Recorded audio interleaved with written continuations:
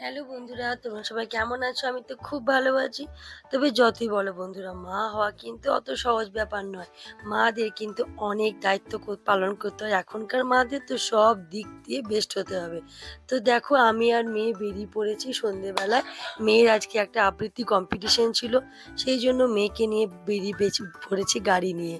তো মা মেয়ের বন্ডিং আমাদের প্রথম থেকে যথেষ্ট ভালো। তাই আমরা দুজনাই চলে গেছি হাসব্যান্ডকে কোনো পাত্তা না দিয়ে। দুজনাই আমরা গাড়িতে যাচ্ছি। ভেবেছিলাম এখানে ভিডিও ক্লিপিং নেব না। কিন্তু এত সুন্দর লাগছে আমার ড্রিম সিটি মানে দুর্গাপুর, যে আর কিছু বলার নেই। যেখানে রাস্তাঘাট এত সুন্দর, এত পরিষ্কার পরিচ্ছন্ন, আর গাড়ি চালিয়ে ততটা বেশি আনন্দও লাগে।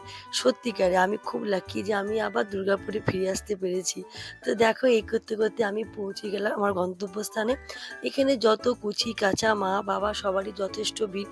সত্যি দুর্গাপুর একটা এমন জায়গা যেখানে সব কিছুতে মা বাবারা সব কিছুতে একসাথে চায় যে তাদের বাচ্চারা কিছু করুক, ইন্টারেস্ট দিয়ে সব কিছু শিখুক, জানুক, অনেক জিনিস ভাল লাগে, যেটা কিন্তু অন্য কোনো জায়গায় কিন্তু পাওয়া যায় না। তো দেখো, এইদিকে মেয়ের এদিকে আবৃত্তি কম্পিটিশন স্টার্ট হয়ে গেছে, কিন্তু আমার মেয়ে তো খেলতেই ব্যস্ত। মেয়ে শুধু খেলা ছাড়া কিছুই চায় না। বন্ধু পেয়ে গেছে, খেলছে। আর এইদিকে আমাদের নাম ডাকছে যে কারা কারা এবার এন্ট্রি করবে। তো যাই হোক, আমাদের তো ভেতরে ঢুকতে দেওয়া হয়নি, আমরা বার থেকেই ছিলাম। বাইরে সব মারা মিলে গল্প করছিলাম। অ্যাট লাস্ট মেয়ের আবৃত্তি কমপ্লিট হলো। তাই মেয়ে বলল, ভালোই হয়েছে, তাহলে আজকের মতো টাটা, বাই।